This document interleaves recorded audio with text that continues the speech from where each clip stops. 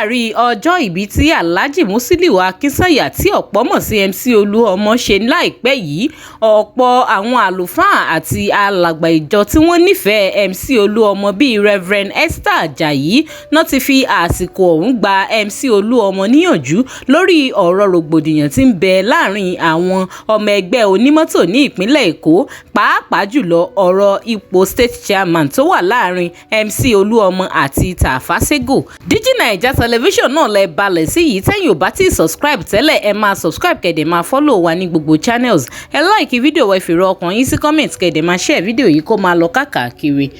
Reverend Esther Ajayi sọ nínú ọ̀rọ̀ wọn lásìkò tí wọ́n kí MC Oluomo kú ayẹyẹ ọjọ́ ìbí pé àwọn kan ti ń pe àwọn láti dá sí ọ̀rọ̀ MC Oluomo àti Tafa Sego nítorí wípé wọ́n mọ̀ pé bí ìyá ni Reverend Esther Ajayi jẹ́ sí MC Oluomo. Ẹ jẹ́ a gbọ́ nǹkan tí wọ́n sọ.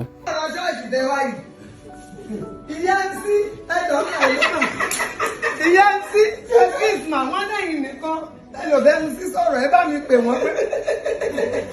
ẹ̀lọ́ mà mọ́mì wọ́n lẹ́yìn nìyá MC Oluomo èmi ni ẹ aláàjì kìíní kan ló fẹ́ sí ìsà ọ̀láyà wọ́n ti dá. Yàtọ̀ sí èyí, Alhaji àmì Ọlọ́run náà gba MC Oluomo níyànjú o nígbà tí wọ́n ṣe àbẹ̀wò sí MC Oluomo nílé láti bá wọn dúpẹ́ fún Ọlọ́run pé ojú wọn rí àmọ́dún. Ẹ jẹ́ a gbọ́ ọ̀rọ̀ ìyànjú tí àwọn náà sọ nínú fídíò yìí. Àwa náà wá kí yín, a sì wá bá yín dúpẹ́ lọ́dọ̀ Ọlọ́run, a sì wá jẹ́ kẹ́ ẹ mọ̀ wípé adúró tọ Ọlọ́run ìjogún òfo, a sì tún wá kí yín lọ gẹ́gẹ́ bí àfáà, gẹ́gẹ́ bí ẹni Ọlọ́run tọ́lọ́run pa wá láṣẹ pé ká máa pàṣẹ dáadáa bil ma'ruf pẹ̀lú dáadáa wa niha anil munkar. Tá a bá rí i tí ara kọ̀ tàbí tí ọ̀dà ká lè pé lágbájá sọ́ra ń bí o, lágbájá sọ́ra ń bí o, lágbájá sọ́ra ń bí o. MC Oluomo Ọlọ́run bẹ lẹ́yìn o, ẹni Ọlọ́run ọba sí lẹ́yìn rẹ̀ kò lè, ó lè ṣẹ́gun díẹ̀ kò lè ṣẹ́gun tán. Ẹ bá wo oríṣiríṣi àwọn nǹkan tó ti bá yín fà á, torí ẹ̀yin kọ́ lẹ̀ mọ́ bá nǹkan kan fà á. Ohun tèmi notice lára yín ni wípé kì í ṣẹ̀yin lẹ̀ mọ́ bá nǹkan kan fà á, nǹkan ní mọ́ bẹ́yìn fà. So bí nǹkan bá ti wọ́n bá yín fà yẹn Ọlọ́run gbàkóso. Àkọ́kọ́ àwọn tó bí yín ẹ má gbàgbé wọn nú àdúrà o. Ẹlẹ́ẹ̀kejì ọrẹ ẹ má dá dúró o. Ẹlẹ́ẹ̀kẹta ṣe rí bẹ́ẹ̀ ṣe ń kírun tẹ́ ń ṣe gbogbo ẹ má ṣe lọ o. Gbogbo àwọn yẹn dáa gan. A sì tún fún yín láti dájú pé gẹ́gẹ́ bí ohun tọ́lọ́run sọ pé èèyàn ò kì í ṣe gbogbo nǹkan yẹn àfikọ́ bọ́lọ́run dáadáa. Arábìnrin kan àtàwọn èèyàn wòlíì Ọlọ́run kan kó àwọn èèyàn lọ Mọ́kà, ó kọ́kùnrin ó kóbìnrin wọn lọ Mọ́kà. Alhaji MC Oluomo wọ́n bá dáa fún yàn débì kan, Ọlọ́run náà ni ó mọ̀ pé o, Ọlọ́run ni ó mọ̀ gbára lé o.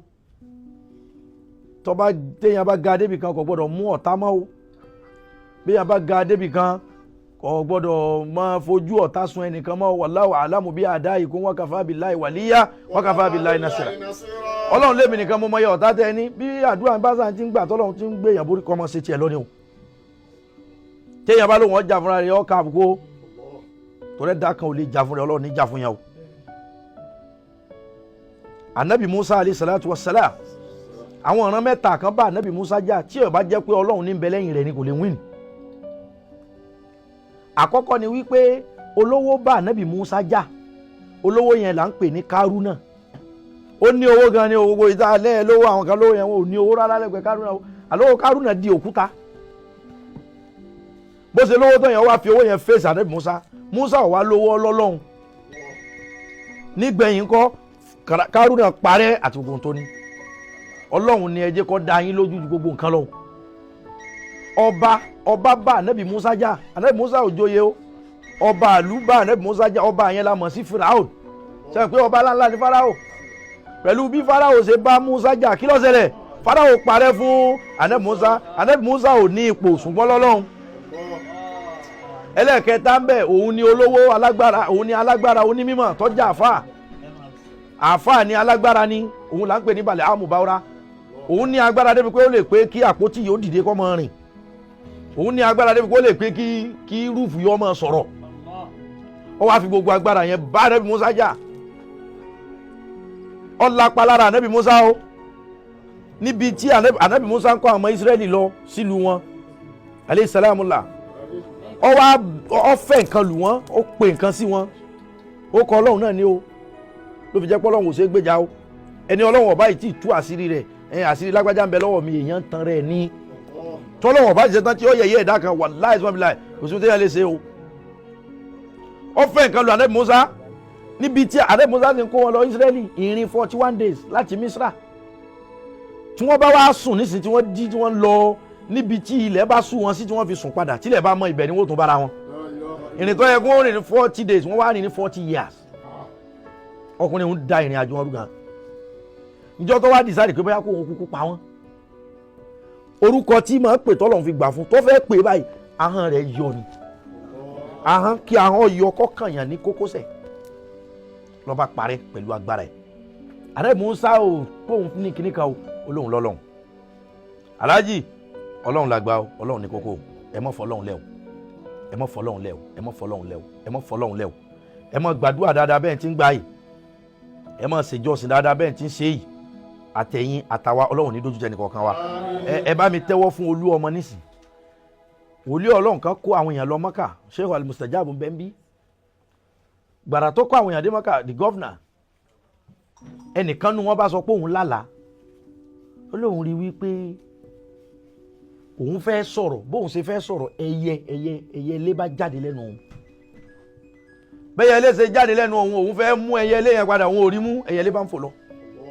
bẹ́ẹ̀ ilé ṣe ń fò lọ òun ń lé lọ ẹyẹ ilé bá bá a lẹ̀ síbi kan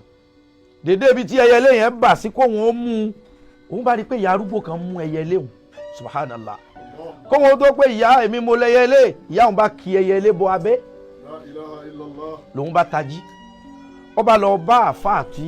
ó kó wọn lọ Mọ́kà wòlíì Ọlọ́run pé ẹgbàá wọn òun lálàá báyìí wòlíì Ọlọ́run yẹn bá bú ẹkún kí ló dé ẹsọ túmọ̀ aláfún ẹkún lẹ bú sí àbá níbẹ̀ ni àràfà kújọ́ mélòó lónìí for example ní àràfà kújọ́ 5 àbókújọ́ 4 àfáà ni ò lè gàràfà yìí tó fi kú ó lè ti jẹ́ oníṣòrí ẹyẹ tó jáde lẹ́nu rẹ̀ yẹn ó lóun ní ẹ̀mí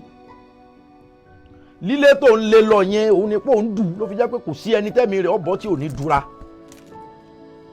oníṣòrí ìyá arúgbó tó mú ẹyẹ tó kì í bá bọ́ abẹ́ tó kì í ẹyẹ mímú tó mú ẹyẹ ikú nù abẹ́ tó kì í bọ̀ ní sàárè so ọ̀rọ̀ ti parí lọ́ba ní kíláàsì ẹ̀ mọ̀jẹ̀ orí bẹ́ẹ̀ àfáà ní gbólóhùn tọ́lọ́hún fẹ́ràn mẹ́rin náà ni máa wí fún ọ ká fi bẹ lọ́hùn tá a bá fi bẹ lọ́hùn má bẹ́ẹ̀ náà gàmùdẹ́tà àìní wọ̀tí bá àjà láàrin ká tó lajú ká tó ya kò sí tọ́lọ́hún lè change wòlíì Ọlọ́run bá pé ó kọ Ọlọ́run mẹ́rẹ̀ẹ̀rin tá a pè yí wọ́n bá pè fún nígbà tí ó lọ sùn tó gbàdúrà yẹn kárakára gan wọ́n bá lálàá wípé ẹni ó kì ẹyẹ bọ abẹ́ ọyọ́ òun bá tún yanu padà wọ́n ju ẹyẹ sí òun lẹ́nu ó jí ọ lọ sọ fáfáfá ní ogun ti sẹ́ mọ́ tún rò ó mọ́ ogun ti sẹ́ MC Oluomo ogun tó bá ti sẹ́ èèyàn èrò ó mọ́ o ẹ̀kọ́ lèèyàn máa kọ́ mbẹ̀ o àwọn tí wọ́n bá dúró tì yín ẹ kọ́kọ́ dúró tì wọ́n ju mo gbọ́ mo branch lọ o ẹ wojú ilẹ̀ ẹwẹ́nu ọkọ́ o amara wa o ọ̀rẹ́ wa ti bọ̀ kì í sò ní o àwọn èèyàn ló jókòó àwọn big London ní àwọn bẹ́ẹ̀ bẹ́ẹ̀ ẹwẹ́nu ilẹ̀ ẹwẹ́nu ọkọ́ o MC Oluomo kẹ́nìkan ó to góòdù sára kọ́ mọ́ jò yèrèyèrè báyìí ẹ kọ́kọ́ rí àwọn tó wà ń surrounding tí kódà kí wọ́n mọ̀ jẹ́ nǹkan ẹ rí ṣáájú wọn o ẹsẹ̀ girigiri ilé àjọfẹ́ o àjọfẹ́ èkó o àjọfẹ́ èkó o àjọfẹ́ èkó o àríọ̀là ń pè ọ́ wà lájẹ́ ẹ dákun gbogbo tẹ́ ẹ bá ṣe àríọ̀là Ọlọ́run ló ṣe yín ló ń gbajú ẹ pọ́pùlà jẹ́ léré lọ ẹ pọ́pùlà jó tíátà lọ tẹ́ ẹ bá fa èèyàn kan mọ́ra ẹ pọ́n lọ́run lé lára ẹ ní ẹ nídìí sọ́pọ́ọ̀tì ẹ̀ tó bá jẹ́ pé sọ́pọ́ọ̀tì àwọn tẹ́ ń fa mọ́ra àwọn onímọ̀ ṣiṣẹ́ ni àwọn ibì kan wà nínú òṣèlú tó lọ yìí kò yẹ ká lùsì ẹ̀ kò yẹ tẹ́ pé àpè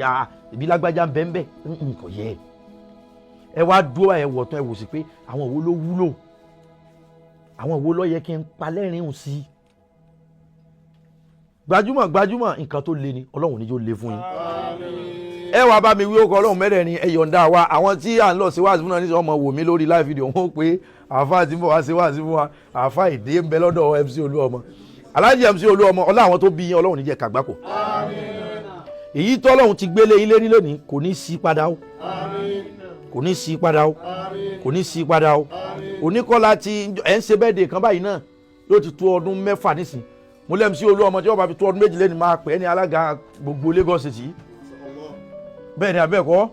bọ́sẹ̀ gbọ́dọ̀ rántí ọdún náà ọdún 6 ni MC Olúọmọ tí wọ́n bá fi tó ọdún 2 lónìí sọ́dún kan mo gbà á fún yín lọ́dọ̀ Ọlọ́run pẹ̀lú ìyọ̀ǹda àwọn ẹni ire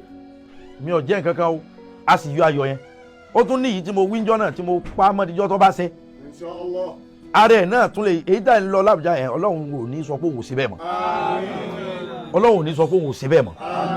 èyí tí mo wí ẹnu àwọn àfáà nínú mi ló dùn ìsì gbọ́dọ̀ mọ́ sòdodo fún ìsì gbọ́dọ̀ mọ́ kìyìn lọ ohun tí jà àfáà nìyẹn ká kìyàn lọ ká kìyàn lọ gbogbo èèyàn lọ́mọ̀ pé náwó ni yín tọrẹtọrẹ ọrẹ yẹn náà ní gbé yín ró ọrẹ yẹn ní Ọlọ́run ò sì ní jẹ́ kàgbákò Ọlọ́run ò ní jẹ́ mọ̀nira gbogbo ẹ̀yin tẹ́ lọ́gàá mo ṣàdúrà fún yín o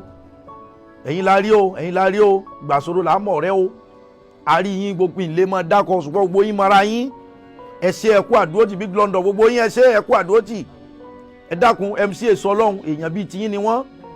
tẹ́ bá rí i pé nǹkan kan wà tó yẹ kẹ́ ẹ bá wọn sọ ẹ bá wọn sọ ẹ jẹ́ wọ́n bá yín jà kẹ́ wá pẹ̀lú wa pé àwọn òdodo mo sọ fọ́gá lọ̀gá bínú kémi ọ wá bí pé aláàjì má ṣe bẹ́ẹ̀